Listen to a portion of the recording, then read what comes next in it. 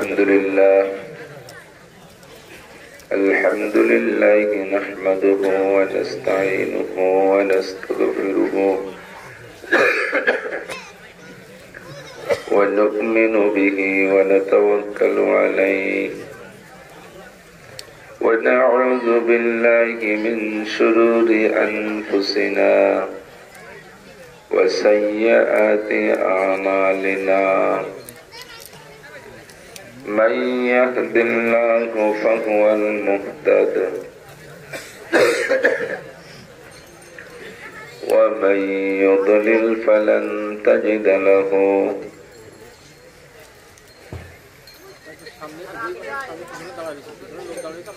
وليا مرشدا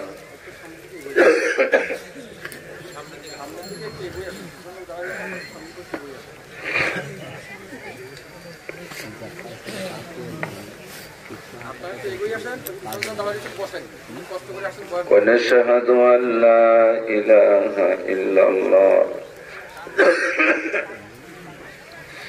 ونشهد أن سيدنا وسندنا وحبيبنا وطبيبنا وطبيب قلوبنا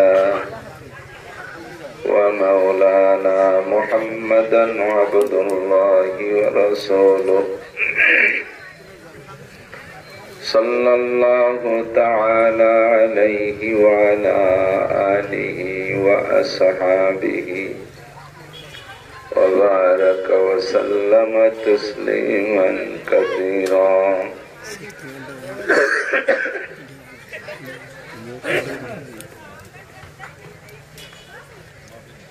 أما بعد فأعوذ بالله من الشيطان الرجيم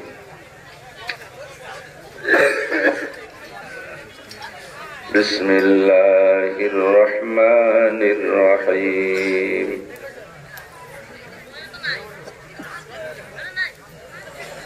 إن الله عنده علم الساعة وينزل الغيث ويعلم ما في الأرحام وما تدري نفس ماذا تكسب غدا وما تدري نفس بأي أرض تموت إن الله عليم خبير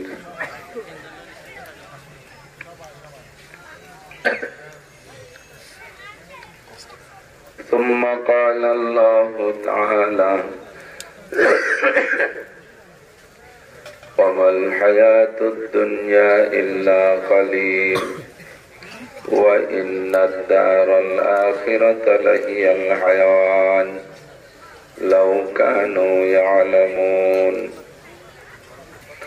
وقال محمد رسول الله صلى الله عليه وسلم اغتنم خمسا قبل خمس شبابك قبل هرمك وصحتك قبل سقمك وغناءك قبل فقرك وفراغك قبل شغلك وحياتك قبل موتك أو كما قال عليه الصلاة والسلام سبحانك لا علم لنا إلا ما علمتنا إنك أنت العليم الحكيم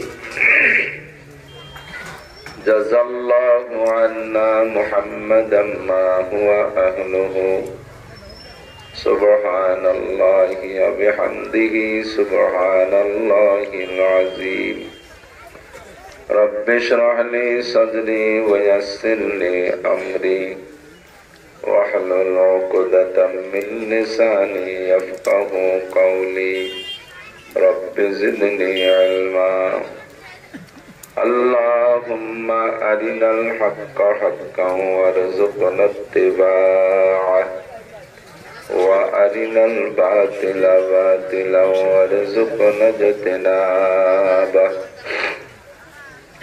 সকলে বলি আমিন আমিন একটু দুরূদ শরীফ পড়ি আল্লাহর রহমত 10 গুণ বেড়ে যাবে আল্লাহুম্মা اللهم صل على محمد وعلى آل محمد كما صليت على إبراهيم وعلى آل إبراهيم إنك حميد مجيد اللهم بارك على محمد وعلى آل محمد كما باركت على إبراهيم وعلى آل إبراهيم إنك حميد مجيد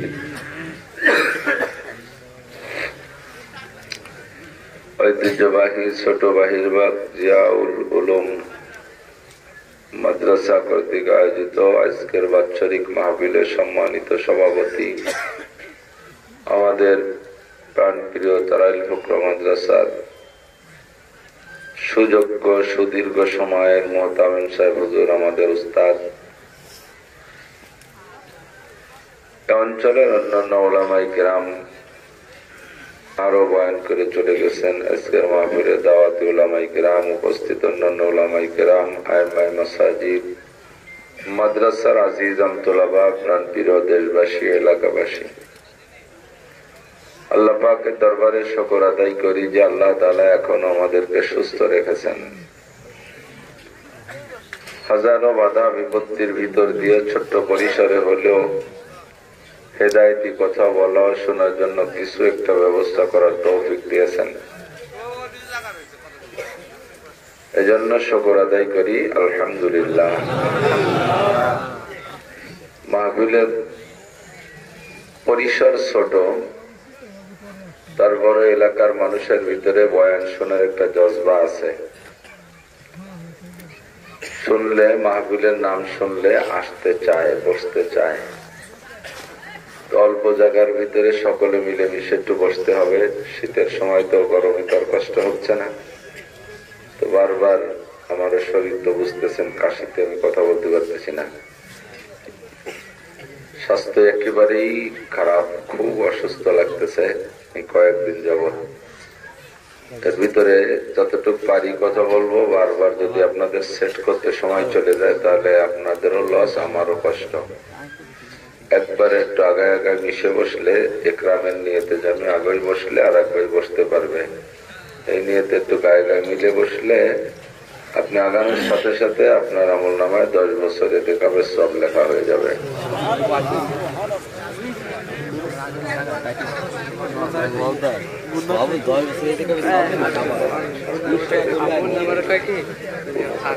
মাঠে যায় যাবে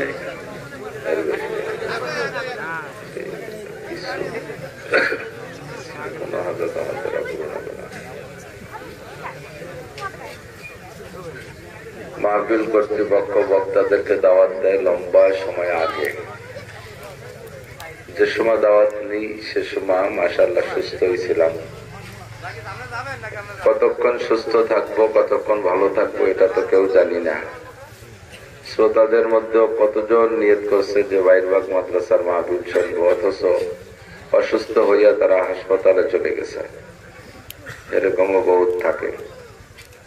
সভাপতি সেক্রেটারি আমারে দাওয়াত দিয়ে গেছে মাহফিলে, যে সভাপতি হাসপাতালে, সেক্রেটারি মারা গেছে। তো মানুষ মরণশীল, মানুষ নিজ ইচ্ছায় সুস্থ থাকতে পারে না, আল্লাহ পাক যতক্ষণ রাখে। তো মাহফিল ওয়ালাদের আশা থাকে বক্তাদের দিয়ে অনেক কিছু। তাদের দাবি যে বক্তা মারা গেলেও অন্য জায়গায় না মরুক, স্টেজে এসে মরুক, আগের তো যেন না মরে, স্টেজে এসে মরুক, তো আসতেই হবে। যারা দাওয়াত দেয় তারাও বড় টেনশনে থাকে, বক্তা সুস্থ ভাবে আইসে পারে কি পারে না, একটা টেনশনে থাকে। আর বক্তা উপস্থিত না হওয়াটাও বড় বিপদ। এলাকার মানুষ বিশ্বাস করতে চায় না, দাওয়াত দেশে কি দেয় নাই, মিথ্যে কথা কইলো কিনা, পয়সা কম দেয় বলে বক্তারা আসে নাই, নানান অভিযোগ করতে থাকে। কিন্তু আজকে আমার শারীরিক অবস্থা যা, তা বিলকুল আসাই উচিত না। অবশ্যই ডাক্তারের কাছে যেতে হবে, খুব বেশি খারাপ লাগতেছে। অল্পক্ষণ আল্লাহ পাক যে কয়টা কথা বলায়, যদি বেঁচে থাকি সুস্থ থাকি আরো আসবো, আবার কথা বলবো। আর যদি চলে যাই তো সবাই মাফ করে দেবেন। সকলের কাছে দোয়া চাই, সকলের কাছে ক্ষমা চাই। আল্লাহ পাক রব্বুল আলামিন মানুষকে যথেষ্ট জ্ঞান দিয়েছে। আগে ওলামায়ে কেরাম বয়ান করতো, আমরা বয়ান করতাম, বা আমাদের আগের থেকে চলে আসতেছে, নবী পাক সাল্লাল্লাহু আলাইহি সাল্লামের থেকে বয়ান এভাবেই চলে আসতেছে যে আখিরাতের অবস্থাটা কেমন হবে। এদিক কথা না বলি, আমার দিক দেখান। আর ওয়াজের ফাঁকে ফাঁকে বাদাম খাওয়া, এটা চরম অন্যায়। শোনার ভিতরে বসে বসে টুকটুক করে বাদাম খাবেন, এটা মজলিসের সাথে দারুণ বেয়াদবি। এটা যেন কেউ লোকের মুখে না দেখি। জান্নাতের ভিতরে কেমন হবে হালাত, হাসরের মাঠটা কেমন হবে, আমরা এগুলো বলতাম। আসমানের উপরে আর মাটির নিচের কথাই আমরা বলতাম, এই মাঝের ঠুক আমরা বলতাম না। এটুকুর বলার দায়িত্ব আমরা মনে করি না। এই মাঝে দুনিয়াকে পরিচালনা করার জন্য আল্লাহ তাআলা যারে যখন দায়িত্ব দেয় সে সেভাবে চালাবে। আমরা উলামায়ে কেরাম আসমানের উপরে আর মাটির নিচে কি আছে আর কি হবে এই নিয়ে কিছু কথাবার্তা আমরা বলে থাকি। তো বলতাম যে হাসরের মাঠ আদম আলাইহিস সালাম থেকে নিয়ে কিয়ামত পর্যন্ত যত মানুষ জন্ম নিয়েছে আর নেবে, সব মানুষ এক মাঠে বসা থাকবে। ওখানে আর কোনো বক্তা না, বক্তা শুধু আল্লাহ পাক একাই, ঠিক না? তো ওই জায়গায় বসে আল্লাহ পাক কথা বলবেন, প্রত্যেকটা মানুষের কানে একই আওয়াজে আওয়াজ পৌঁছে যাবে। তো আল্লাহ পাক রব্বুল আলামিনের এটা কুদরতের কারিশমা, তার কুদরতি যোগ্যতা এরকমই যে একই আওয়াজ নিকটের জন্য যেমন শুনবে, দূরের জন্য তেমন শুনবে। কোনো সাউন্ডের পার্থক্য হবে না, মাইকও লাগবে না, সাউন্ড বক্স লাগবে না, মাইক্রোফোন লাগবে না, বক্স লাগবে না, এমনিতেই পৌঁছে যাবে। তার আংশিক হুজুর আলাইহিস সালাতু ওয়াস সালামকেও আল্লাহ পাক রব্বুল আলামিন মুজিজা হিসেবে দিয়েছিলেন। আরাফাতের মাঠে 1,24,000 বা 25,000 সাহাবাদেরকে নিয়ে হুজুর খুতবা দিলেন।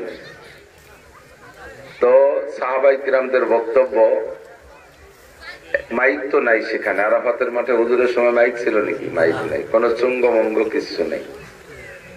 তো হুজুর খুতবা দিলেন, পায়ের কাছের লোকটাও যে আওয়াজে শুনছে, 1.25 লক্ষ নম্বর লোকটাও সেই একই আওয়াজে শুনছে। সুবহানাল্লাহ। এটা হুজুরের আওয়াজের মুজিজা। আর আমরা আপনারা জান্নাতে যাওয়ার পরে, আখিরাতে জান্নাতে যাই আর জাহান্নামে যাই, আল্লাহ মাফ করুক, জাহান্নাম থেকে সকলকে জান্নাত নসিব করুন, বলেন আমিন। তো জান্নাতে যাওয়ার পরেও মানুষের কোনো মোবাইল আর মাইক আর টেলিফোন লাগবে না। দূর দূর, কত দূর, সবচেয়ে ছোট জান্নাত যে পাবেন গরিব জান্নাতি। গরিব জান্নাতি, গরিব জান্নাতি মানে হাজার হাজার কোটি কোটি মানুষ জাহান্নামে পোড়া খাইবে আর উপর দিয়ে জান্নাতে দিতে থাকবে, যাদের ইমান আছে। ইমান আছে কিন্তু আমলের ত্রুটির কারণে জাহান্নামে গেছে। তো যার গুনাহ যত তাড়াতাড়ি মোচন হয়ে যাবে তারে তত তাড়াতাড়ি বের করে নিয়ে যাবে।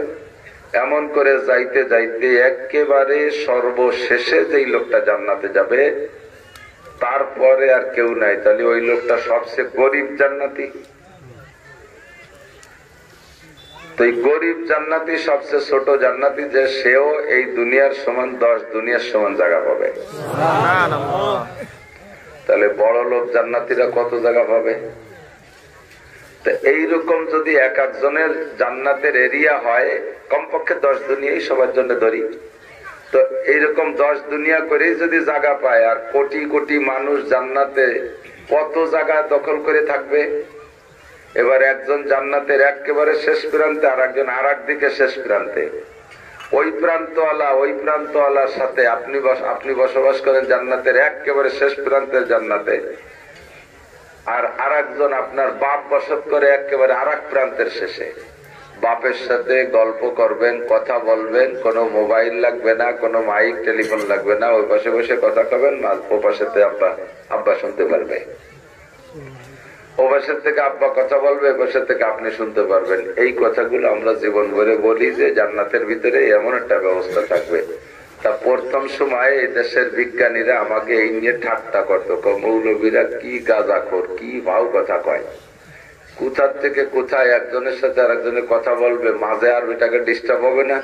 ওই পাশ থেকে যদি জোরে চিল্লেই কথা কয়, মাঝের কজনের তো কানতালা ফাঁচি যাবে চিল্লে নিতে না। তো এই বলে তারা আমাদের ব্যঙ্গ করতো, কিন্তু আল্লাহ পাক মানুষের মেধার ভিতরে এমন দেশে যে দুনিয়ায় বসেই সেই মেশিন আবিষ্কার করে বেলাইছে, জাপানেতে কথা কয়, আমেরিকাতে জব দেয়, মাঝে কেউ শোনে না, ঠিক না? তার নাম মোবাইল। তার নাম কি?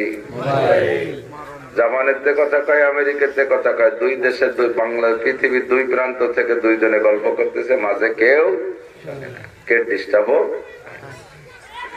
এমন করে কোরআন হাদিসে যে সকল বিষয়গুলো আলোচনা হয়েছে, এসব বিষয়গুলো নিয়ে ওরা গবেষণা করতে করতে করতে করতে তার নমুনা দুনিয়া আবিষ্কার করেছে। এই মোবাইল কি সুন্দর কথাও যে বলে, তারা দেখতেও পারা যায়, ভিডিও কল। আল্লাহ আকাশে যাইতেছে, চাঁদে উঠতেছে, মঙ্গল গ্রহে যাচ্ছে, কত জ্ঞান আল্লাহ মানুষকে দিয়েছে। এক মুঠ মাটি নিয়ে নাড়াচাড়া করে নাকে দিয়ে শুকিয়ে কয়ে দিতে পারে যে এই মাটির কি ক্ষমতা আছে, কয়তলা বিল্ডিং বহন করার ক্ষমতা আছে, এটা বলে দিতে পারে। মাটি নিয়ে নাড়াচাড়া করে দেখে বলে দিতে পারে যে এই মাটির তলে কি আছে, খনিজ সম্পদ, তেল না সোনা না কয়লা না কি আছে, সব তারা দেখে বলে দিতে পারে। কত জ্ঞান দিছে আল্লাহ তাআলা। আল্লাহ চায়নারা তো জ্ঞানের গুরু, ওই নেড়ারা জম্মের পণ্ডিত। ওরা সেই ডিম বানাইছে হাঁস মুরগি ছাড়া, সে ডিমিরও স্বভাব আমাকে ডিমির মতোই, ভিতরে কুসুম আছে, বিজলি আছে, খুশা ওই কায়দায়। সে ডিম ভাঙ্গে কড়াইতে দিলে আমাকে ডিমের মতো স্যাত করে, সব ঠিক আছে। গিরান ওই রকমই। লিচু বানাইছে, এই জন্য যে প্যাকেট লিচু, আর হুবহু লিচুর গিরান। জুস বানাইছে, কতটা বানাইছে। চাউল বানাইতে ধান লাগতেছে না, তো চাইল বানাই ফেলতেছে, তাতে ভাতও হয়, খাওয়াও যায়, পেটও ভরে। কি কায়দা! আল্লাহ পাক বলেন এমন করে তোমাদের জ্ঞান দিছি, অনেক কিছু তোমরা বানাইতে পারতেছো, আরো পারবা, বহুত বাকি রয়েছে। যত পারো সব মিলিয়া আমার এলেমের সামনে আল্লাহ বলেন ওমা উতিতুম মিনাল ইলমি ইল্লা কালিল, তোমাদেরকে যত দেই জ্ঞান আমার কুদরতি এলেমের সামনে ইল্লা কালিল, অতি সামান্য, একেবারে সামান্য। সাগরের পানির থেকে এক সুই ভিজাইয়া সূচের মাথা ভিজে টাইনে উঠাইলে সূচের মাথায় যতটুকু পানি আসে, আর পুরো সাগর যেমন সর্বোচ্চ তুলনা এরকম করা যায় যে সারা দুনিয়ার সমস্ত মানুষের জ্ঞান বিজ্ঞান এলেম কালাম মিলাইয়া সূচের মাথার পানি পরিমাণ আর পুরো সাগরের পানি আল্লাহ পাক রব্বুল আলামিনের এলেম সম পরিমাণ। সাগরের পানি সম পরিমাণ আল্লাহ পাকের এলেম। আল্লাহ পাক বলেন এই যে জাররা পরিমাণ যে ইলম তোমাদেরকে দিয়েছে, এই যে এরকম সব পারবা, তবে 5টা জিনিস পারবা না। কয়টা? 5টা জিনিস তোমরা আবিষ্কার করতে পারবা না, কোনো মতেও পারবা না। কার কথা? আল্লাহ। একটু বলেন আল্লাহর কথা। 5টা জিনিস সম্পর্কে কেউ কইতে পারবা না। 1 নম্বর হলো এ দুনিয়া আজ আছে, কাল থাকবে না, একদিন দুনিয়া থাকবে না, এটার পর আমাদের বিশ্বাস রাখা ফরজ। কথা বলেন আল কদরি খাইরিহি ওয়া শাররিহি মিনাল্লাহি তাআলা ওয়াল ইয়াউমিল আখির আমানতু বিল্লাহি ওয়া মালাইকাতিহি ওয়া কুতুবিহি ওয়া রুসুলিহি ওয়াল ইয়াউমিল আখির ওয়াল ইয়াউমিল আখির। আমি আল্লাহকে মানি, রসুল মানি, ফেরেশতা মানি, আসমানি কিতাব মানি, আর এ দুনিয়া একদিন শেষ দিন হবে, সেই দিন কেউ মানি। ইয়াউমে আখির মানে শনিবারের থেকে সপ্তাহ শুরু হয়, শুক্রবারে শেষ হয়, আবার শনিবারের থেকে শুরু করে আমাদের দুনিয়ার হিসেবে সিস্টেম যেভাবে। তো এই দুনিয়া একদিন শুক্রবারে শেষ হয়ে যাবে, তারপরে আর কোনোদিন শনিবার হবে না। এ কথাকে বিশ্বাস করা কি ফরজ? বলেন কি ফরজ? ঈমানের অঙ্গ। সব মানি, কিন্তু এই কথাটা মানি না যে না দুনিয়া ধ্বংস হবে না, এত চাকার মতো ঘুরতে তালেই আছে। এইভাবে যদি ধ্বংস হবে না বলে মনের থেকে বলেন, তাহলে আপনার অন্য কোনোটাই কাজ হবে না, আপনি পাক্কা বেঈমান, পাক্কা কাফের। তাহলে ওয়াল ইয়াউমিল আখির, দুনিয়া একদিন শেষ হবে, তবে কবে এই তারিখটা আল্লাহ ছাড়া আর কেউ জানে না। কিয়ামতের তারিখ আল্লাহ পাক কোন নবী রাসূলকে বলেন নাই, জিবরাইলকে বলেন নাই। মিকাইল আলাইহিস সালাম সিংহায় ফুঁক দিলে দুনিয়াটা ধ্বংস হবে, ওই ইসরাফিল আলাইহিস সালাম, ওই ইসরাফিল আলাইহিস সালামও জানে না যে আমাকে কবে ফুঁক দিতে হবে, কবে ফুঁক দিতে হবে। যেদিন বলবেন সেই দিন দিয়ে দেবেন, কিন্তু সেই তারিখটা কেউ জানে না। জিবরিল আলাইহিস সালাতু ওয়াস সালাম আল্লাহ পাকের কাছ থেকে কত বার্তা এনে উম্মতের কাছে, নবী রাসূলদের কাছে পৌঁছাইছে, কিন্তু কিয়ামতের তারিখটা কইতে পারেন। একদিন জিবরিল আইসা নবী পাকের সামনে বিষয়টা নিয়ে, উনিও জানে যে যেদিন কিয়ামত হবে সেদিন কেউ থাকবে না, কুল্লু শাইইন হালিকুন ইল্লা ওয়াজহুল্লাহ, সব জিনিস ধ্বংস হয়ে যাবে, একমাত্র আল্লাহ ছাড়া কেউ থাকবে না। আমি জিবরাইলও থাকবো না, মিকাইল, ইসরাফিল আলাইহিস সালাম সিংহায় ফুঁক দিয়ে উনিও ধ্বংস হয়ে যাবে, কেউ থাকবে না একমাত্র আল্লাহ ছাড়া। তো উনি ভাবতেছেন যে সব যেহেতু ধ্বংস হয়ে যাবে, তারিখটা একটু জানতে পারি, কতদিন বাঁচলাম আর কতদিন বাঁচবো। তো হুজুর আলাইহিস সালাতু ওয়াস সালামের সামনে এসে বলতেছে, মাতা সা, হুজুর আমাকে আল্লাহ অনেক কিছু বলছে যেগুলো আমি আপনাকে জানাই দিয়েছি, কিন্তু কিয়ামতের তারিখটা আল্লাহ আমাকে বলে না। আপনি কি জানেন কিয়ামত কবে হবে? আপনি তো আরশে আজিমে গিয়েছিলেন, আল্লাহর সামনে বসে কত খোঁজ গল্প করছেন, আপনি কি জানেন কিয়ামত কবে হবে? হুজুরও জবাব দিলেন, মাল মাসউলু আনহা বিআলামা মিনাস সাইল। ও ভাই, তুমি জিজ্ঞাসাকারী, তোমার চাইতে এ বিষয়ে আমি একটু বেশি জানি না। আল্লাহ আমারে অনেক কিছু জানাইছে, কিন্তু এই বিষয়টা আল্লাহ আমাকে বলে নাই। ইন্নাল্লাহা ইনদাহু ইলমুস সা, কিয়ামতের তারিখ আল্লাহ পাকই জানে। ওয়া ইউনাজ্জিলুল গায়স, আর একটা বিষয় দুনিয়ার কেউ কইতে পারবে না, সেটা হলো কোন মেঘে বৃষ্টি নামবে, এইটা কেউ জানে না। জীবনে দেখলাম কতবার কত মেঘ বিশাল তর্জন গর্জন যে মাথার উপর দিয়ে ধুমধাক্কা দৌড়াদৌড়ি করতেছে, ঠাস ঠাস করে বজ্রপাত হইতেছে, মনে হয় যেন যে পরিমাণ কালো মেঘ আকাশে দেখতেছি, এই পরিমাণ যদি বর্ষণ হয় তাহলে দেশ প্লাবিত হয়ে যাবে, ঘর বাড়ি পর্যন্ত পানির নিচে চলে যাবে, এমন মেঘ আকাশে দেখেছি। ঘন্টাখানি কেমন করে শব্দ সারা শব্দ দিয়া হঠাৎ করে একটা বাতাস আইসা মেঘ চলে গেছে, এক ফোঁটা বৃষ্টিও নামে নাই। দেখছেন কি দেখেন নাই? আবার কুয়াশার মতো একসাথ মেঘ আসলো, কেমন যেন একটু ঝিরঝিরিতে শুরু হলো, সিমইর মতো, সিমই সিমই পড়ে, এই সিমই পড়ার মতো শুরু হয়েছে। এই শুরু হতে হতে হতে হতে ওই পাতলা কুয়াশাচ্ছন্ন মেঘটা সে কত বড় রূপ নিল, একটা না 7 দিন পর্যন্ত দেশের তলায় থুয়ে গেল। এরকমও দেখছেন না? বহু দেখছেন। তো জেনুইন খবর মেঘে বৃষ্টি নামবে কিনা এটা আল্লাহ পাকের গায়েবী ইলম, এটা আল্লাহ জানে। গায়েবী ইলম আল্লাহ পাকের কাছে। ওয়া ইউনাজ্জিলুল গায়ব, 3 নম্বর, ওয়া ইয়ালামু মা ফিল আরহাম, কোন নারীর পেটে সন্তান আছে এইটা আল্লাহ পাক ছাড়া কেউ কইতে পারবে না। মানুষে ইদানিং যেটা বলা শিখছে ইসিজি আল্ট্রাসাউন্ড দিয়া, এটাকে গায়েব বলা বলে না, এটা পেটের ভিতরে বাচ্চা আসার পরে মেশিন দিয়ে দেখে বলতেছে, এর নাম গায়েব বলা নয়। আল্লাহ পাক যেটা বলছেন সেটা হলো বাচ্চা পেটে আসার আগে ওই নারীটার ভিতরে গর্ভধারণ করার যোগ্যতা আছে কিনা, ওর পেটে কয়টা ছেলে আছে, ওর পেটে কয়টা মেয়ে আছে, এই মহিলাটার বিবাহের পরে কয়টা সন্তান হবে, এইটা আল্লাহ পাক জানে। ওর জন্মের সাথে সাথে দুনিয়ার কোন মানুষ, কোন বিজ্ঞানী এইটা কইতে পারবে না। 4 নম্বর, ওমা তাদরি নাফসুম মাযা তাকসিবু গাদা, আগামীকালকে কি ইনকাম করবে, কে কি খাইবে, এইটা দুনিয়ার কেউ কইতে পারবে না। আপনার হাজারো জেনুইন ওভারসিওর ব্যবস্থা আপনার হাতে। আমার ইন্ডাস্ট্রি সারা বছর একই রকম চলে, গতকাল আজকে পর্যন্ত এমন চলছে, পার ডে আমার 5 লক্ষ টাকা ইনকাম, আগামীকালকে আমার 5 লক্ষ টাকা হবেই হবে। এমন একটা অপেক্ষা করে বিভিন্ন জায়গায় আপনি কথাও দিয়েছেন, কালকের টাকাটা তোমারে দেব, পরের দিনটা তোমারে দেব, কালকেরটা তোমারে দেব, ওর পরেরটা তোমাকে দেব, এমন করে অনেক জায়গা ওয়াদাও করছেন, কিন্তু জানেন না আগামীকাল আপনার ইন্ডাস্ট্রিতে পয়সা আসবে কি আসবে না। হঠাৎ করে দেখা গেল কারেন্ট শর্ট খাই আপনার ইন্ডাস্ট্রিজ পুড়ে রাতারাত ছাই হইয়া গেছে, ঠিক না?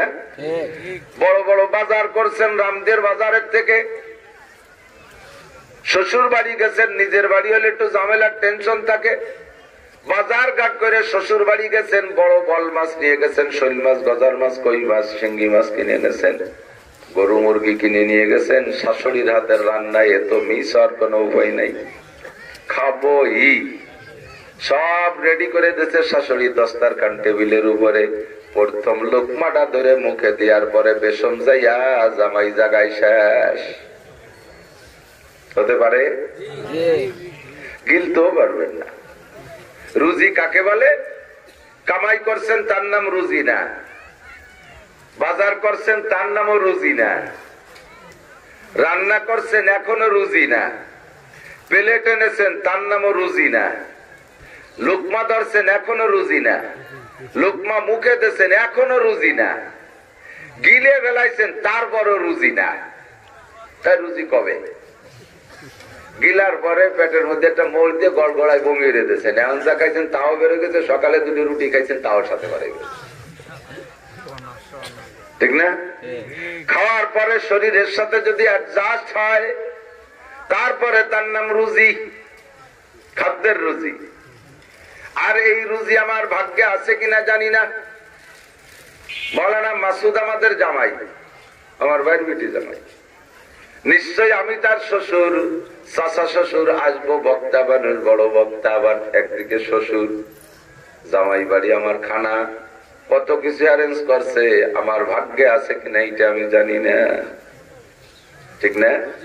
ওমা তাদরি নাফসুম মাযা তাকসিবু গাদা। 2 দিন আগে গেছি, গত রাত্রে, আগের রাত্রে গেছি পাইক গেছা, খুলনা পাইক গেছা। মাহফিলের শেষে খানা খাইতে দিচ্ছে, ওই এলাকার রান্না আমি খাইতে পারি না, যা যা রান্না করে আনছে কিচ্ছু আমার অ্যাডজাস্ট হচ্ছে না। ও কি বলা হয়, আইসি সাহেব পাইক গেছে, ওই মাদ্রাসার পাশে ক্যাম্পাসে, ক্যাম্পের আইসি সাহেবের বাড়ি আমাদের টুঙ্গিপাড়া। উনি আমার সাথে খাইতে বসে, তা আমার অবস্থা দেখে গুনটের পাইছে। উনি একা খাবে বলে একটা কবুতর ভুনা করে ফিরে দিতে হয়েছে, উনি একা খাবে। আমার অবস্থা দেখে উনি সাথে সাথে পুলিশ পাঠাইছে, যাও আবার কবুতরের বাটিটা নিয়ে এসো। উনি একা খাবে, রান্না করছে, উনি এ জায়গা খাবে তা উনি জানে না। আর ওনার ওই কবুতরের মধ্যে আমার রুচি আছে আমিও জানি না। ওনার রান্না করা কবুতর সম্পূর্ণ হয়নি, আমারে খাওয়াই দিছে। दो चीजा दमीरा कसद जोर जोर एके आबोदाना देकर खा के गोर। দুইটা জিনিস মানুষকে তার গন্তব্যে নিয়েই ছাড়ে, একটা হলো রুটি রুজি, একটা হলো রুজি রুটি, আর একটা হলো কবরের মাটি। যেখানে মরণ হবে সেখানে যাইতেই কোনোভাবেও ঠেকাতে পারবেন না, কোন অবস্থাতেই সে জায়গা থেকে এড়াতে পারবেন না। বাঁচার জন্য যাইয়ে মরি আসবেন, বাঁচার জন্য যাবেন, মরি বাড়ি আসবেন।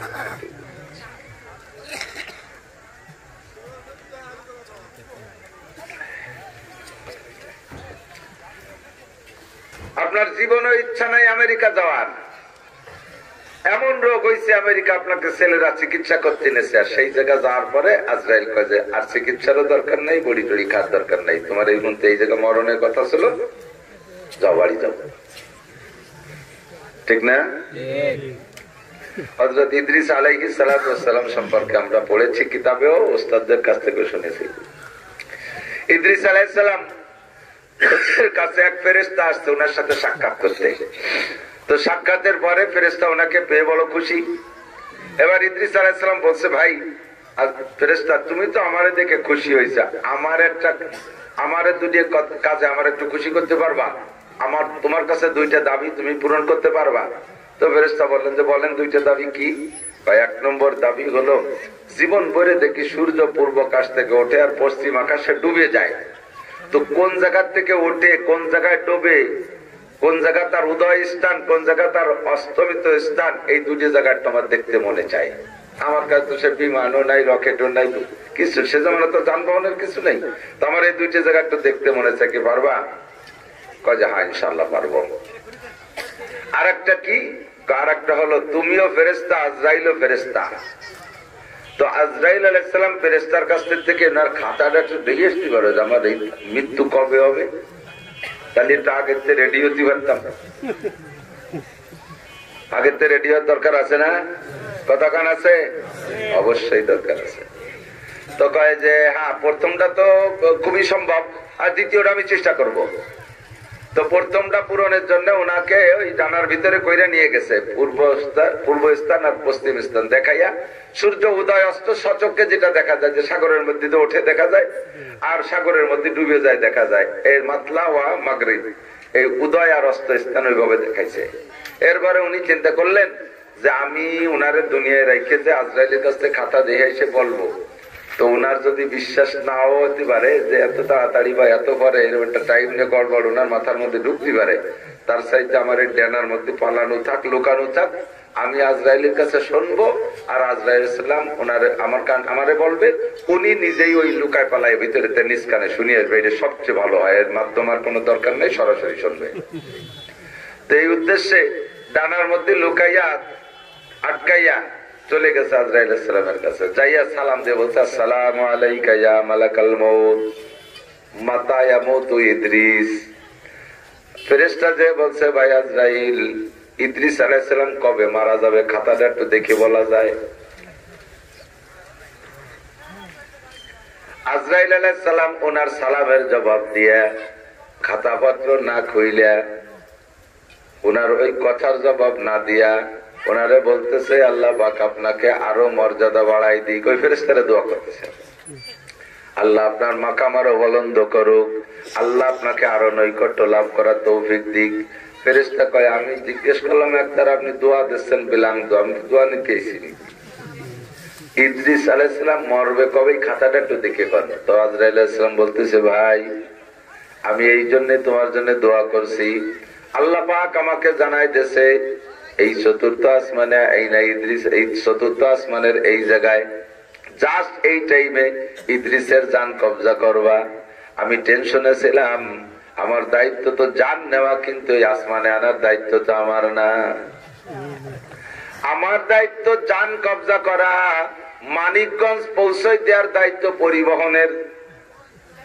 পরিবহনের টিকিটও আমি কাইটা দেব না, ভাড়াও আমি দেব না, পরিবহন আমি নিজেও চালাবো না, পরিবহন আমি এখান কিনবো না, পরিবহন আলা পরিবহন বানাবে, কন্ট্রাক্টর সুপারভাইজার ভাড়া নেবে, ড্রাইভার চালাবে, মানিকগঞ্জ পৌঁছাই দেবে, জায়গা মতো পৌঁছানোর পরে আমি আমার দায়িত্ব পালন করব। আমাকে আল্লাহ বলেছেন এই জায়গায় না, এই জায়গার থেকে তুমি এই টাইমে ইদ্রিসের জান নেবা। আমি টেনশনে ছিলাম এই জায়গা আমাকে কে পৌঁছায় দেবে ইদ্রিস আলাইহিস সালামকে আমার সামনে। তুমি যখন ইদ্রিসকে আমার সামনে নিয়ে আসছো, সালাম দেওয়ার আগেই তার টাইম হয়ে গেছে, আমি ঘড়ি ধরে বসেছিলাম, যখন টাইম হয়ে গেছে তুমি সালাম দেওয়ার আগে আগে আমি ইদ্রিসের জানটা নিয়ে নিছি। যেই ফেরেশতা ইদ্রিস আলাইহিস সালামকে বগলে করে নিয়ে গেছে উনি টেরও পায় নাই, ডানা উস করে দেখে ইদ্রিস আলাইহিস সালাম ওনার বগলের ভিতরে বাজুর ভিতরে ইন্তেকাল করে গেছে। লজ্জা পাইল, লোকটা মরবে কবে শুনতে আইসা লোকটারে মারিয়ে দিয়ে গেলাম।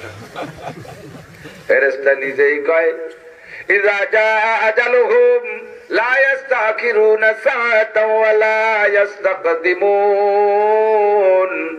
সময় যখন হয়ে যায় 1 সেকেন্ড আগেও করা হয় না, 1 সেকেন্ড পরেও করা হয় না, জাস্ট টাইমে আল্লাহ পাক হুকুম করলে ফেরেশতা জানটা নিয়ে যায়। আইনামা তাকুনু ইউদরিকুমুল মাউত ওয়ালাউ কুনতুম ফি বুরুজিম মুশাইয়াদা। হে আমার গোপালগঞ্জের তাগলা তাগলা যুবক, বাহিরবাগের বড় বড় মাস্তান, হে রামদের বীর বাহাদুররা, যত বাহাদুরি বলো, ছাত্র লীগ করো আর যুবলীগ করো আর কৃষক লীগ করো আর শ্রমিক লীগ করো আর আওয়ামী লীগের মূল দল করো, যে দলই করো, যে লীগই করো না কেন, সব লীগের উপর দিয়ে আল্লাহ পাক রব্বুল আলামিন বিশাল একজন মস্তান বানায় রাখছে। ওই মস্তানের নাম আজরাইল মালাকুল মউত। তার সামনে আজ পর্যন্ত কেউ টিকতে পারে নাই, কথা বলেন ঠিক? বিশাল বিশাল বাহাদুর, লম্বা লম্বা জুয়ান, 700-800 হাজার গজ লম্বা মানুষ দুনিয়ার থেকে চলে গেছে, তাদের মারতে আজরাইলের একটা পয়সা খরচ হয় নাই। আমাকে তোমাকে মারতে আল্লাহ পাকের একটা পয়সা খরচ হয় নাই, মারতে আমাকে মারতেও পয়সা খরচ হবে না। আজরাইলকে অর্ডার দেয়া রয়েছে, সময় হয়ে গেলে চলে যেতেই হবে। পাঁচটা জিনিস আল্লাহ পাক জানে, কেউ জানে না। ওমা তাদরি নাফসুম বিআইয়ি আরদিন তামুত, কে কোন জায়গা কখন মারা যাবা জানো না। 24টা ঘন্টা মরণের সংশয়, কথা বলেন ঠিক না? আমি এখানে আসছি, ভয় হচ্ছে বাড়ি যেতে পারি কি পারি না, এমনিতেই শরীর অসুস্থ। এরপরে হায়াতের ওয়ারেন্টি গ্যারান্টি নাই, মওতের গ্যারান্টি 100। ধরে নিতে হবে হায়াত আমার জন্য যতটুকু বরাদ্দ ছিল আজকের এই টাইমের আগ পর্যন্ত তা হয়ে গেছে, এমন করেই সকলের কল্পনা থাকা উচিত। কথা বলেন? সামনে আর বাঁচবো বলে কোনো বিশ্বাসই নাই। যা হায়াত তা পাওয়া হয়ে গেছে, চলে গেছে। মনে করবেন আখিরাত রূহের জগৎ থেকে আল্লাহ পাক আমাকে আপনাকে দুনিয়ায় পাঠাইছে সাময়িক ছুটি দিয়া, অল্পক্ষণের ছুটি দিয়া। যে কয়দিনের ছুটি দিয়েছে, ছুটি ধীরে ধীরে ফুরাইয়া যাইতেছে। হতে পারে আজকে এই পর্যন্ত আমার আপনার ছুটি শেষ। বুঝতে পারি না, মাথার মধ্যে ঢোকে না। কয় কি আমার আব্বা বাইসে গেছে 95, আমার বয়স কেবল 42 বছর। আরো তো পাই কত, 53 বছর পাই। আরো 53 বছর পাও কি পাও না এটা তুমি জানো না, আমিও জানি না। দুনিয়ায় আসতে জন্য সিরিয়াল লাগে, যাইতে কোন সিরিয়াল। কতক্ষণ আগে আসার সময় আগে আসবে দাদা, তারপরে আসবে বাপ, তারপরে আসবো আমি। কিন্তু যাওয়ার জন্য এমন কোন সিরিয়াল নাই। দাদা থাকিয়া যায়, পোতা চলিয়া যায়, বাপ থাকিয়া যায়, ছেলে চলিয়া যায়। হাজার হাজার প্রমাণ আছে না নাই? দুনিয়ার জিন্দেগি অতি সামান্য। আল্লাহ বলেন আমাল হায়াতুদ দুনিয়া ইল্লা কালিল, এ দুনিয়ার জিন্দেগি অতি সামান্য, একেবারে অল্প। কতটুক মুফাসসিরিনে কিরাম কিতাবের ভিতরে লেখে, আল্লাহু আকবার, একজন মানুষ যদি 70 বছরের হায়াত পেয়ে থাকেন, আপনার এই 60-70 বছরের হায়াতকে আখিরাতের সামনে ধরে নিয়ে হয় 2.5 থেকে 3 সেকেন্ড। কতটুক? 2.5 থেকে 3 সেকেন্ড কোন জায়গায় থাকবেন, ও জায়গার জন্য কি করা উচিত? 2.5-3 সেকেন্ডের জন্য দালান বানানো লাগে, পাকা পায়খানা লাগে, সোফা সেট লাগে, আলিশান বিল্ডিং, কিচ্ছু লাগে না। 2.5-3 সেকেন্ড মানে কি? 1, 2, 3 হয়ে গেল 3 সেকেন্ড। এর মধ্যে কয়টা দালান বানানো যায়? কি করা যায়? আমি বলে থাকি, আগে আমাদের ছোটবেলায় এই যে কলই টলই সব শেষ হয়ে গেছে। আগে কলই গুলোতেন না, জন্মের কলই গুজি শস্য দিয়া, এটা মজাই ছিল আলাদা, ঠিক না? আর এই কলই সময় আসলে কলই স্বর্গ একটা মজা ছিল। কলই চুরি হতো না, আর চোরা কলই।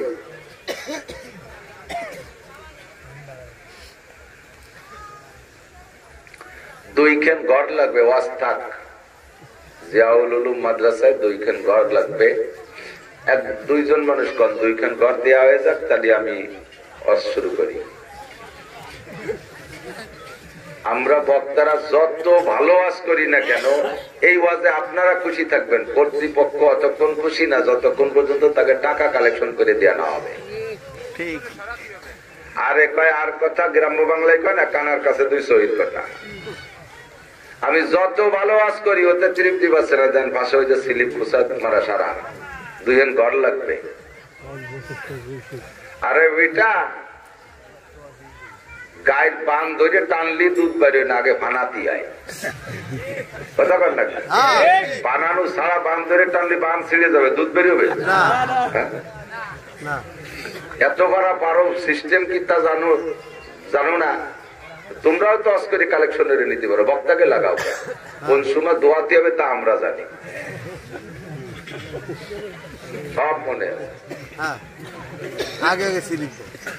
আর আগের থেকে যদি এই খোঁজ করতে দেয়, মন মেজাজ যায় নষ্ট, এমনি স্বাস্থ্য ভালো না, শরীর খারাপ। আস্তে আস্তে একটু কথা বলতেছি, এর ভাগ্যে যা করার তা করতে হবে। আর বাড়তে কে দেবা না, আমার কাজে কথা না বলতে দিলি করা সব নষ্ট হয়ে যায়। কি করতে গেছিলাম তাও ভুলে গেছি।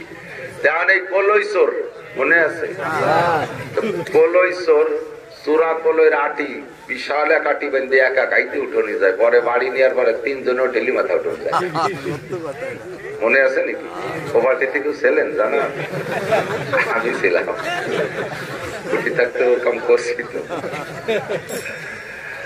চূড়া কলের আটি বড় হলিও একা একা উঠে নিয়ে যায়। ওই সময় চোরের শক্তি দেয় ভূতি, মুরব্বীরা কইতে ভূতি শক্তি যোগায় চূড়া কলই আটি উঠানোর সময়।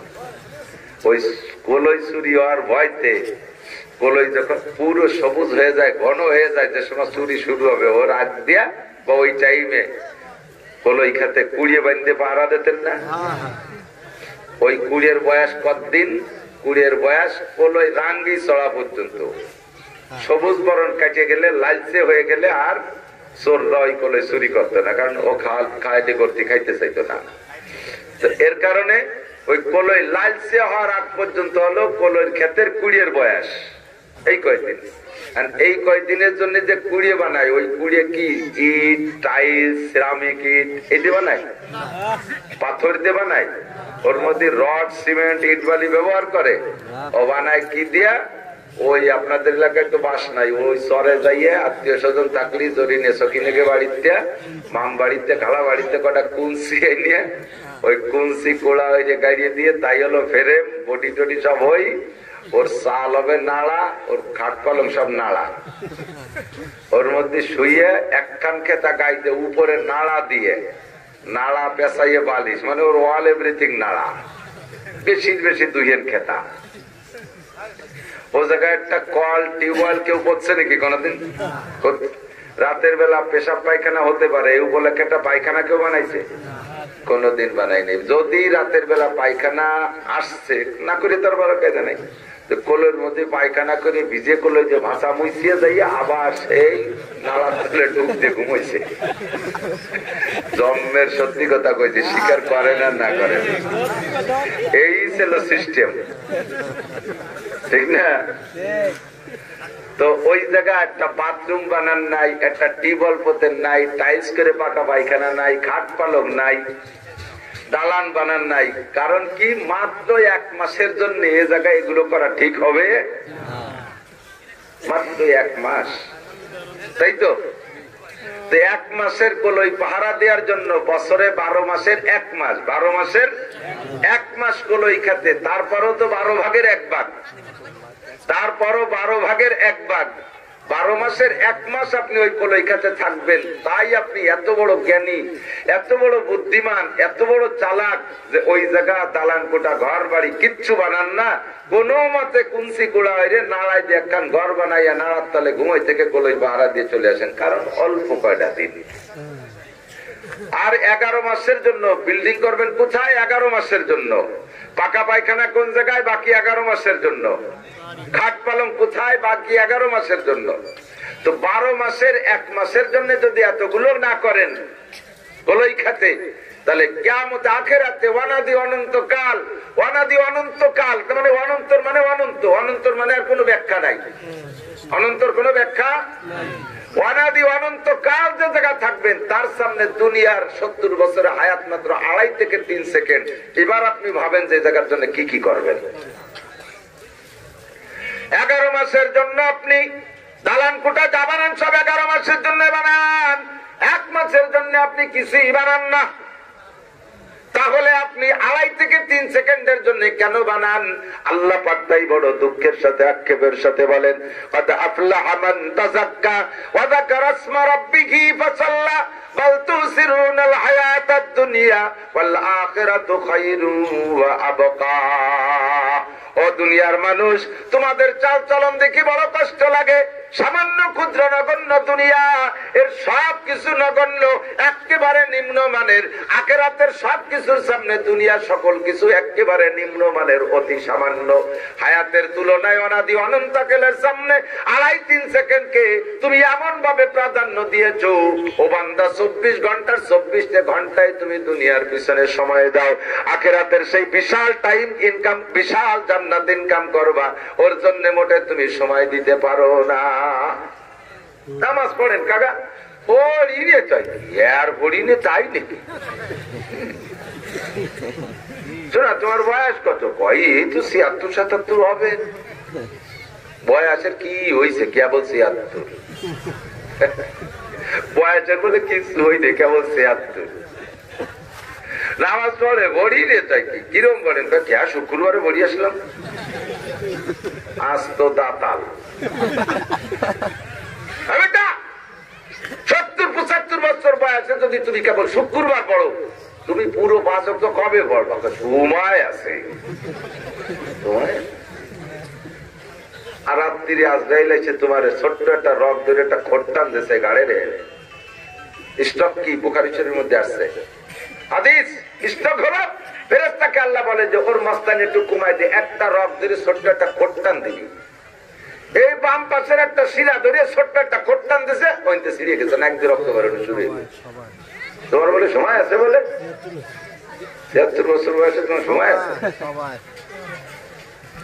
মস্তানি পাগলামি বাদ দাও, সময় বলতে নাই, কথা বলেন, সময় নাই। এই অতি অল্প সময়ের কাজে লাগান। আমার যুবক রাবাল বৃদ্ধ বনিতা নারী আর পুরুষ সকলের লক্ষ্য রাখবেন আপনার দুইটা হাত। ডান হাতটা আপনার পজিটিভ, বাম হাতটা আপনার নেগেটিভ। নেগেটিভ মানে বিপক্ষে, পজিটিভ মানে পক্ষে। তবে করোনার পজিটিভ উল্টো, এই কোন হিসেব করলে তো বুঝলাম না। করোনা যদি হয় তার নাম বলে পজিটিভ, ও তো আমাকে নেগেটিভ।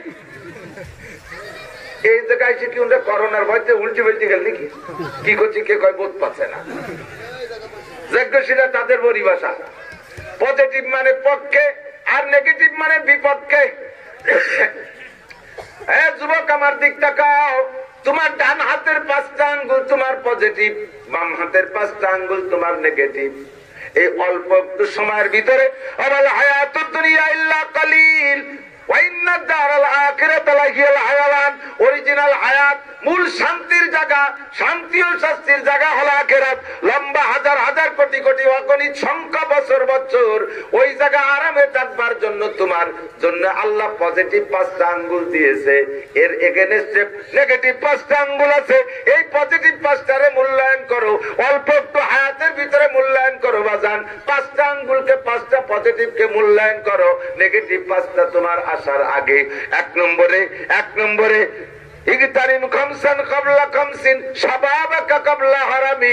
তোমার জন্য যৌবন কালটা বহুত বড় নিয়ামত।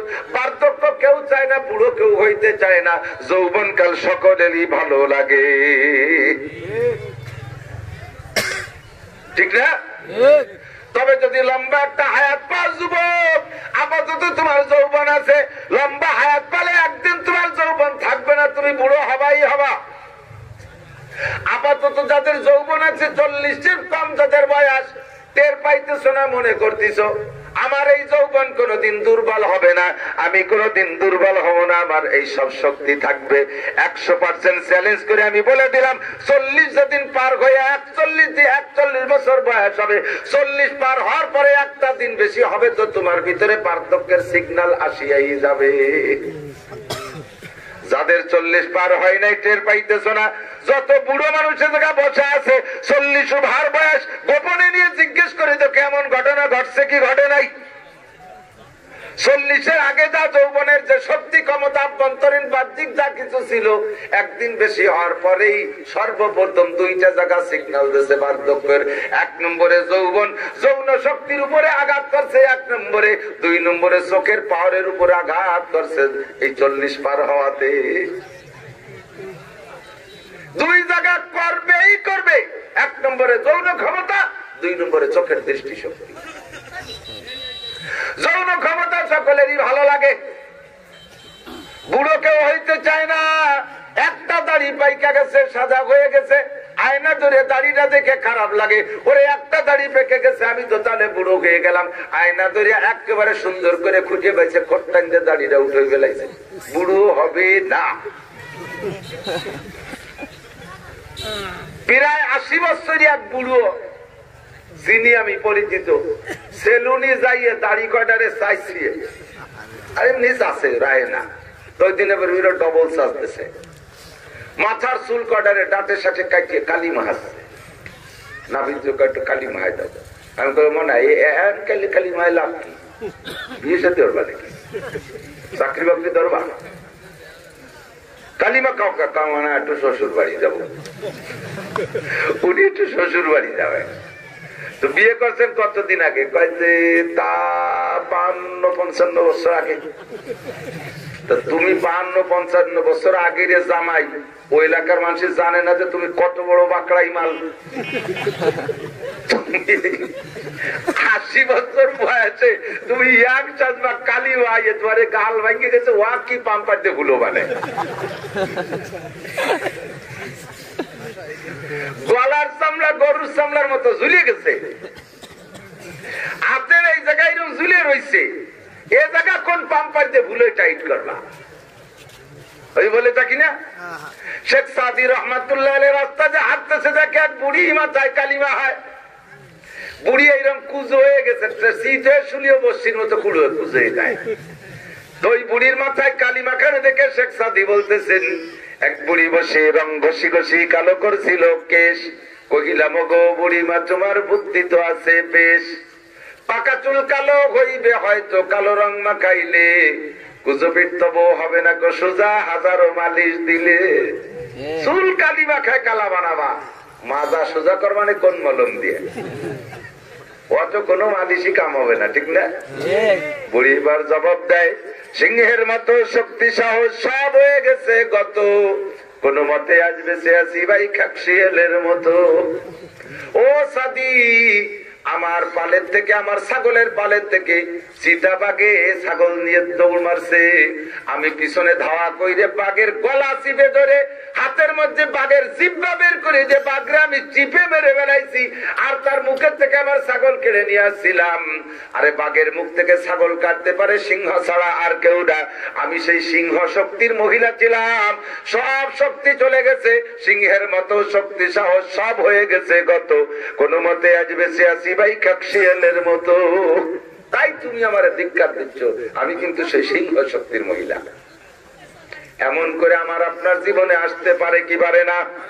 এখন যে কয়জন চরম বুড়ো হয়ে কাইতে পড়ে রয়েছেন, এনাদের ঝাঁকিতে বাইর বাগের জমি কাঁপতো, রাতের বাজারে যখন হুঙ্কার মারতো, যখন বাজার থর থর করে কাঁপতো। আমি দেখছি আপনাদের বাহির বাগের জনাব ফুল মিয়া সাহেবকে, আপনারা তো আরো ভালো চেনেন। আমি ফুল মিয়া সাহেবকে ভালো করে দেখছি, তার পুর শক্তি আমি দেখছি। মান্নু চেয়ারম্যানের বাড়ি আমি লজিং থাকতাম, সেই সময় খুব যাইতেন। তার তর্জন গর্জন, তার চেহারা আমার সব মনে আছে। এই মানুষটা দুনিয়ায় আছে না চইলা গেছে? যে চেহারায় জীবন যাপন করছে, ওই চেহারায় ওই শক্তিতে কিন্তু যায় নাই। যাওয়ার সময় একেবারে নিস্তেজ হয়ে যাওয়া লাগছে, ঠিক কি ঠিক না? ও যুবক, শাবাবাকা কাবলা হারামিক, বার্ধক্য তোমার আসবে, তার আগে যৌবন কালে কাজে লাগাও। নামাজ পড়লে আজই পড়ো, তাহাজ্জুদ পড়লে আজই পড়ো, মসজিদে গেলে আজই যাও, তাবলীগে গেলে আজই যাও, যাকাত দিলে আজই যাও দাও, জিহাদ করলে আজই করো, মাদ্রাসার সাথে কাজে লাগলে আজই লাগো, মাহফিল করতে হলে যুবক তুমি আজই করো, হক কথা বলতে হলে আজই বলো। এমন দিন আসবে হক কথা বলতে চাইবা পারবা না। আমার চাচাজান মৌলানা আব্দুল ওয়াহাব সাহেব, এই মাসুদের দাদা শ্বশুর, ছোট ছোট চুটকি গল্প বলতেন। আল্লাহু আকবার। উনি বলেন royal Bengal tiger, royal Bengal tiger চেনেন না? আমাকে ফুকনোর বাগানে specially royal Bengal tiger, royal Bengal tiger তো রয়্যাল বেঙ্গল টাইগারই। সুন্দরবনের বাঘ, গোটা বিশাল সুন্দরবনের মধ্যে সরকারি জরিপে মাত্র 120 বাঘ আছে। তার ঠেলায় সুন্দরবনের যে জায়গা যে দাঁড়াই, প্রত্যেকের মনে হয় যেন বাঘটা মনে আমার বাদ ধরে, বাঘ মনে আমার পিছনে।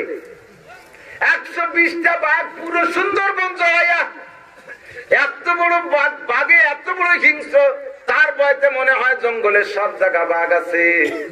ও দোস্ত, রয়্যাল বেঙ্গল টাইগার বৃদ্ধ হয়ে গেছে, এখন আল্লাহ ফালাফির শক্তি নাই, বসে বসে সুবহানাল্লাহ সুবহানাল্লাহ করবে।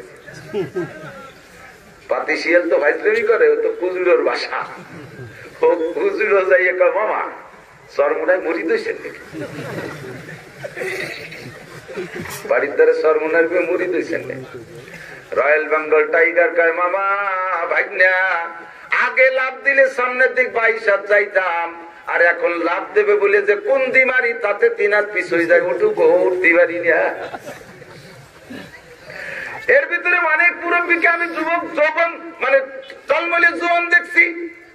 আমি তো এই এলাকায় মানুষ, ওই দলগা বাইর বা ফুকরো মুকরে পাশে সরকান্তি গুগলের আমদের অধিকাংশ মানুষকে চিনতাম। তারা এখন অনেকেই বেশ দুর্বল বুড়ো হয়ে গেছেন।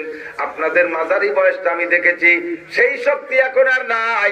আগে লাভ দিয়ে সামনের দিকে 22 হাত যাইতো, এখন গুন্দি মারলে 3 হাত পিছ হয়ে যায়, সেটুকু উঠতে পারে না। ও যুবক, নামাজ পড়তে হলে এখন পড়ো, তবলিগে যাইতে হলে এখন যাও, যৌবন কালে কাজে লাগাও। বার্ধক্য আসার আগে বৃদ্ধকালে কিছু করতে পারবা না। শাবাবাকা কাবলা হারামিক, 2 নম্বরে সিহাতাকা কাবলা সুকুমিক, সময় কম তাড়াতাড়ি শেষ করব। সিহাতাকা কাবলা সুকুমিক, 3 নম্বরে তোমার সুস্থতারে কাজে লাগাও অসুস্থতা আসার আগে। এখন আপনারা কেমন আছেন একটু আমার কাছে সাক্ষী দেন, কেমন আছেন? ভালো। কথা কয় না, বলেন আলহামদুলিল্লাহ। আলহামদুলিল্লাহ। আমি কত দুর্বলতা নিয়ে কথা শুরু করছি ভাবেই বুঝতেছিলেন, ধীরে ধীরে আল্লাহ পাক রব্বুল আলামিন একটু শক্তি দিচ্ছে। আমার আসারই উচিত না মাহফিলে, তারপরে ওয়াদা করছি আসছি। ভাবি যে আমার চাইতে তো এই জাতীয় রোগে আক্রান্ত রোগী মানুষ হাসপাতালের বিছানায় জীবনের শেষ নিঃশ্বাসের অপেক্ষা করতেছে, আছে না? আপনি তার চেয়ে ভালো না মন্দ? হুজুর ডায়াবেটিস কত? 22। আর একজন কয় যে আমি 28, তাহলে আপনি 28 সালের সামনে 22 সালে ভালো না? আপনার হার্ট কি সমস্যা? কয় যে আমার একটা বলক, আর একজন 5টা বলক, তাহলে আপনি কেমন আছেন?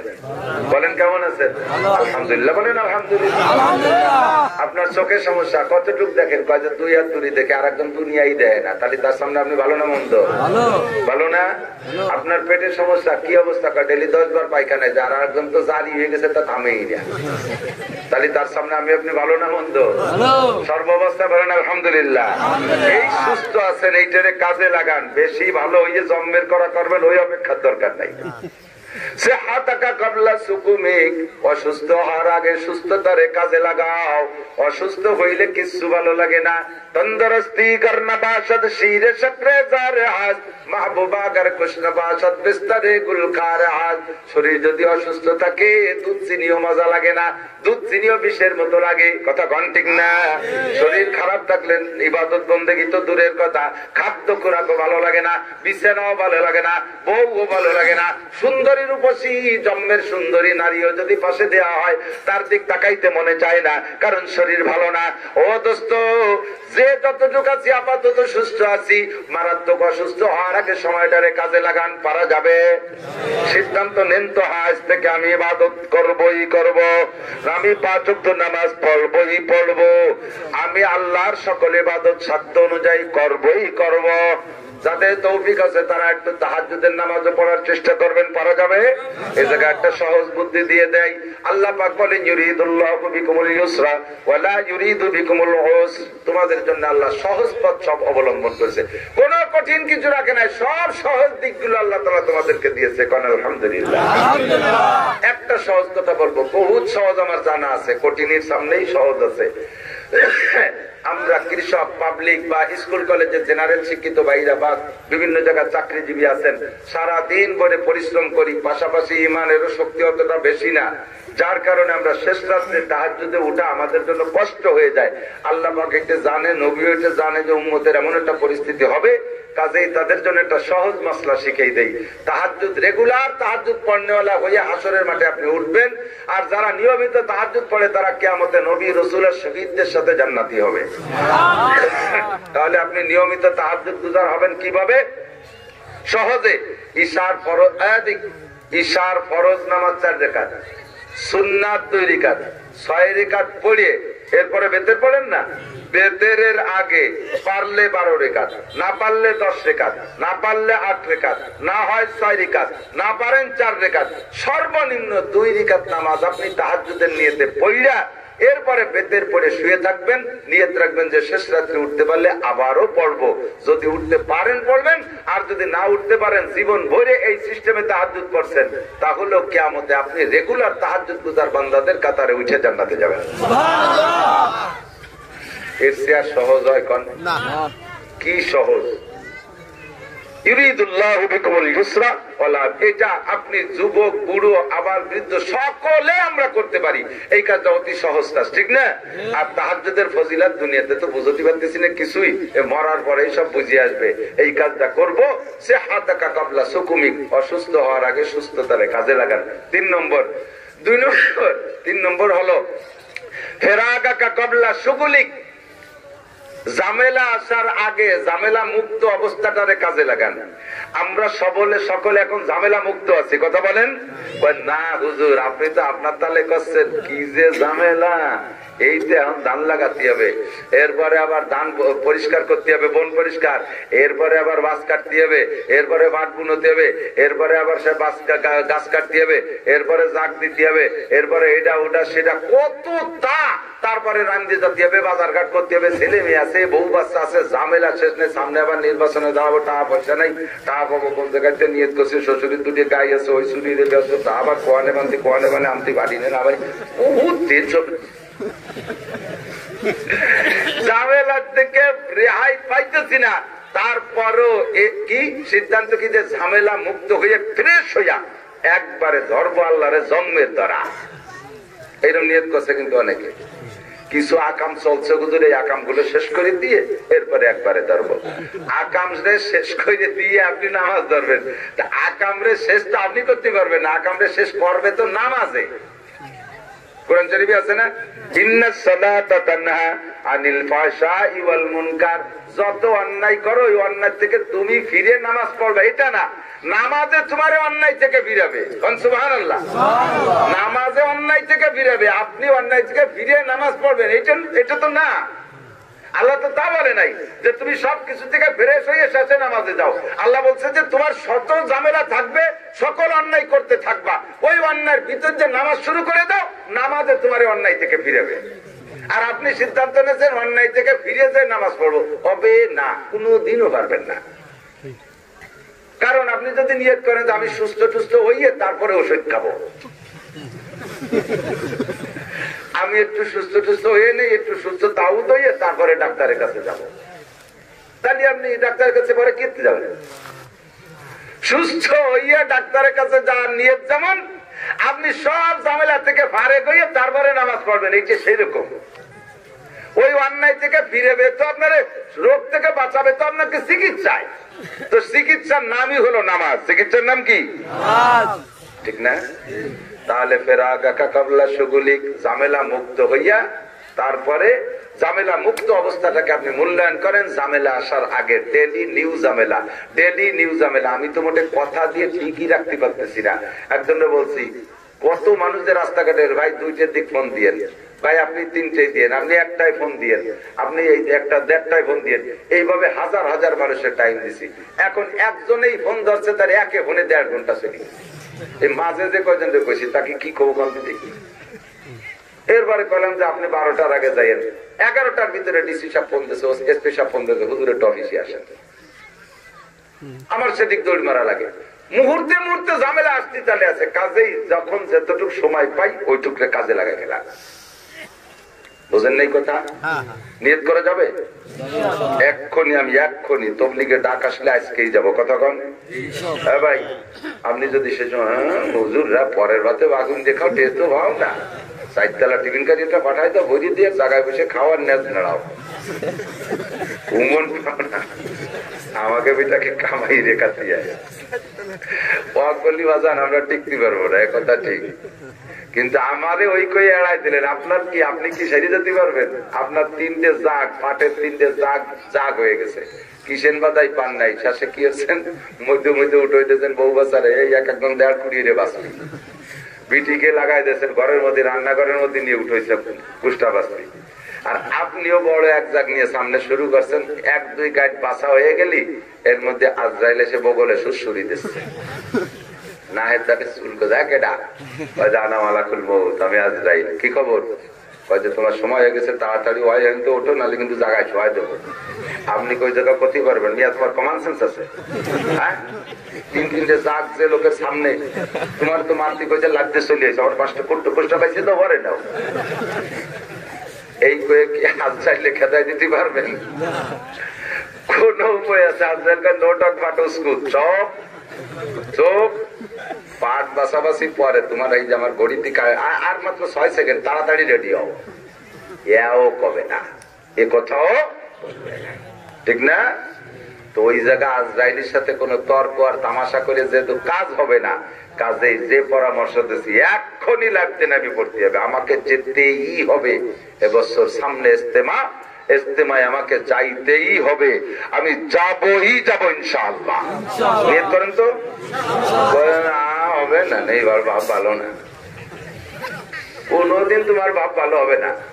দেখি তো এই না নিয়তের সিস্টেম কি, দেখি তো এইটা করিয়ে তারপরে দেখি তো, তারপরে ওইটা করে তারপরে দেখি তো, তারপরে ওইটা করে তারপরে দেখি তো, জীবন ভরিয়ে দেখি তো, কোনদিন করিত না। তো করিত হতে হবে, করবই। ঝামেলা আসার আগে ঝামেলা মুক্ত, যে যে অবস্থা আছে ঝামেলা মুক্ত আছি, এখনই কাজ করে ফেলতে হবে। রাজি আছেন না ইনশাআল্লাহ? মনে মনে পাক্কা নিয়ত করেন তো, আল্লাহ যদি যাওয়ার পর ইজতেমা যদি হয়, প্যান্ডেল বান্ধা চলতেছে, সম্ভবত হবে, যে কোনো সিস্টেমে করবে, তো প্যান্ডেল বান্ধা চলতেছে আল্লাহর রহমতে। আল্লাহ যদি সুযোগ দেয়, মানে বাধা না আসে, তাহলে ইনশাআল্লাহ আমি ইজতেমার জন্য নিয়ত করি। কে কে নিয়ত করতে পারবেন?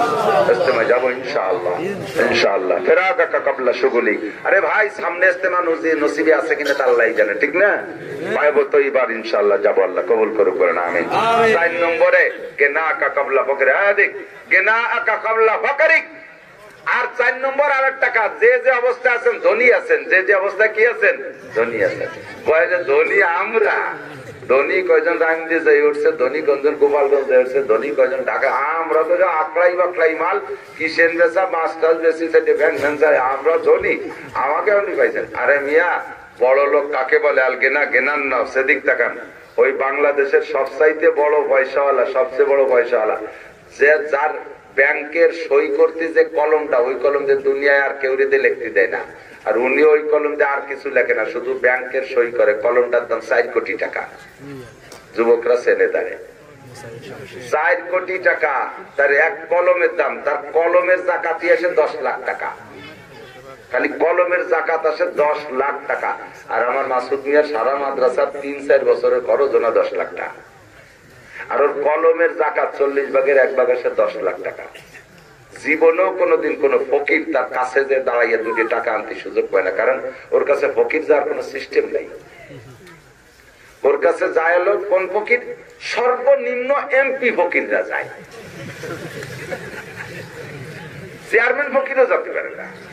সর্বনিম্ন এমপি ফকির, মন্ত্রী ফকির, শিল্পপতি ফকির, প্রধানমন্ত্রী ফকির, প্রেসিডেন্ট ফকিররা যায়, কোন ফকির তার কাছে যাইতে পারে না। তো তার টাকা যদি ফকিরি আর এতিমি আর গরিবি ব্যবহার করতে না পারলো, ওরকম টাকার দরকার আমার। আমার টাকা আমি কিসেন বেশি, মাছ বেশি, খেতে যাইতে ইরি ফলাই, ওর থেকে আল্লাহর রহমতে আমার টাকা দিয়ে যে কোটি মুটি জায়গা আসছে, আমি মুসাবির শমশেরের চাইতে বড় ধনী। কথা বলেন, আমি সারা পৃথিবীর শ্রেষ্ঠ ধনীর চাইতে বড় ধনী, কারণ আল্লাহ পাক আমার যা দেয় তার থেকে কিছু আমি দিনের কাছে লাগাইতে পারি। আর এইটা লাগাবেন কখনো আল্লাহর এই লোক দিয়ে না, আল্লাহ তুমি আমার দাও, জন্মের দিয়ে দাও, তোমার কি দিয়া দেয়। আল্লাহকে সুরা, তোর চাইতে বহুত বড় বড় পন্ডিতকে আমি পরীক্ষা করছি। হ্যাঁ, সাহাবা, রসুলের সাহাবী কিচ্ছু ছিল না, গর্তের মধ্যে থাকতো, একটা কাপড় স্বামী স্ত্রী 2 জন মিলে স্ত্রীকে বেবস্ত্র করে ঘরের গুহার মধ্যে আটকাই তুইয়া ওই কাপড় পরে উনি নামাজ পড়িয়ে আবার আইসে সেই কাপড় স্ত্রীকে দিত, উনি ল্যাংটা বসে থাকতেন, স্ত্রী সেই কাপড় দিয়ে নামাজ পড়তো। এরপরে জামাটা স্ত্রীর গায়ে আর পায়জামাটা উনি পরে বাইরে যেতে কামাই করতে, কোনো মতে এটা ওটা করে সংসার চালাইতো। সেই সাহাবাকে আল্লাহ তাআলা বিশাল সম্পদ দিয়েছে, সম্পদের সাথে সদ্ব্যবহার করতে পারে নাই, যাকাত ঠিক মতো দেয় নাই, আবার গর্তের সাহাবাকে আল্লাহ গর্তে নিয়ে গেছে। এই আল্লাহ পাক রব্বুল আলামিন কয়, তুমি আমারে লোভ দিচ্ছো, আল্লাহ তুমি আমারে 100 টাকা, যে গল্পটা কয় না হুজুররা, যে একজনের রাস্তা যে আটকিছে, একেবারে পুকুরতে রওনা দিচ্ছে, গোবিনাথপুরি ফাঁকার মধ্যে রাখতে একটা হাঁটুতি কুলেছে না, কইছে আল্লাহ 5টা টাকা পানি একটু ভ্যানে যেতাম। পরে কইতে কইতে যে সামনে 5 টাকা পাইছে, উঠে ভ্যানে কদ্দুর গেছে, আল্লাহ কলি তো আল্লাহ দেয়। এরপরে কাছে আল্লাহ ওই 5টা টুক যাওয়ার পরে জাতীয় হলো গোপালগঞ্জ, আল্লাহ আন কি এরবো, তুমি আমার 100 টাকা দাও, তোমার 10 টাকা পানি। কদ্দুর চাইয়ে দেয় যে এক বান্ডিল, এক প্যাসে 1 মুঠ টাকা, উঠে দেয় যে 90 টাকা। তুমি এই রুম অবিশ্বাস করলে, তোমার 10টা আগেই রেখে দিচ্ছ, তোমার 10 টাকা তুমি হাতে পেয়ে রেখেই দিচ্ছ। তো আল্লাহরে ওই রূপ লোভ দেওয়ার দরকার নেই যে আল্লাহ তোমার বিশ্বাস না হয়, তুমি মাসুদের মাদ্রাসায় আমার চাইতে যে কটা দরকার রাখিয়ে দিবে, এই কটা আমারে দাও। ও না, আমার কাছে যা আছে তাই দিয়ে। সরকার দেবে না, সরকার কওমি মাদ্রাসায় দেয় নাই, দেবে না, সরকারি সিস্টেম না। আমরা চেষ্টা করি সরকারকে আল্লাহ তাআলা সেরকম মানসিকতা দিক, কিছু কিছু করে আগাচ্ছে। যেমন আমাদের সার্টিফিকেট দিচ্ছে, হয়তো একদিন বলবে যে হ্যাঁ সার্টিফিকেট যাদের দিচ্ছি তাদের শিক্ষার মূল্যায়ন করছি, তাদের শিক্ষার মূল্যায়ন পর্যন্ত শেষ নয়, তাদের ঘর বাড়ি দালান কোঠা কিছু দেওয়া দরকার, তাদের মাসে মাসে কিছু বেতন ভাতা দেওয়া দরকার। আল্লাহ তাআলা সরকারের সে বুঝ দিক, বাকি তার আগ পর্যন্ত আমরা সরকারের ওই অপেক্ষা করি না। আমারে কয় টাকা দেবে মাদ্রাসা, আমার সুলতান শাহী মাদ্রাসায় 52 লক্ষ টাকা আয় ব্যয়, তারাইল বুকরা মাদ্রাসায় 1 কোটি টাকা আয় ব্যয়, গোবিন্দপুর মাদ্রাসায় 70 লক্ষ টাকা আয় ব্যয়, চন্দ্রদিঘির মাদ্রাসায় 1.5 কোটি টাকা আয় ব্যয়, গহরডাঙ্গা মাদ্রাসায় 10 কোটি টাকা আয় ব্যয়, হাটাজারি মাদ্রাসায় প্রত্যেক দিন একদিনে 5 টন চাউল লাগে। হাটাজারি মাদ্রাসায় একদিনে লাগে 5 টন চাউল। তাহলে এই সরকার দিতে গেলে সরকার মাথা ঘুরিয়ে যাবে যে হুজুরা কি খায়, জন্মের কা খাই গেলেন হুজুর যদি শেষটা খাই শেষ করবে। কাজে কাজে আমাকে সে বাংলাদেশের থেকে ভালো দেবে, জানলে পরে সেটা খাইয়ে শেখে দেশে তোমার ঠিক নাই। আমরা সরকারের কাছে যাবো না, যাবো আসমানি সরকারের কাছে। কথা কন, আসমানি সরকারের ডোনার আপনারা। আল্লাহ পাক আপনার দেশে আপনি দেবেন, না দিলে আল্লাহ পাক কিন্তু মাঠের থেকে রেখে দিতে পারে, বহুত প্রমাণ আছে।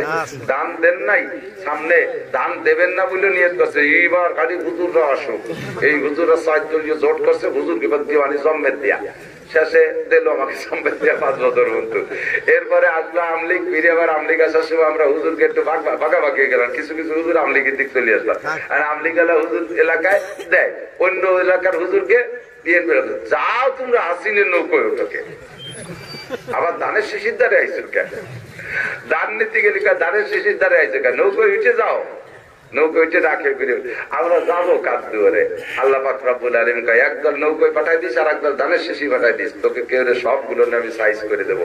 পাকা ধান ভরা পাঠে, পাকা ধান হালকা একটা বৃষ্টি দিয়ে ছোট মোটো একটা ঝড় দিয়ে সব মাঠে নামাই দিয়েছে, সুবই ছাড়িয়ে দিয়েছে, ডুবই উঠোনো লাগে। তারপরে উঠোই আমি তো দেখছি বিশ্ব রোডে ধান নাড়ি দিচ্ছে, কেমন যেন পাথর দিয়ে তুইছে, মনে আছে নাকি? রাস্তায় পাথর দিয়ে তুইছেন, উঠোনে পাথর দিয়েছেন, এই কামাল্লা পারে কি পারে না।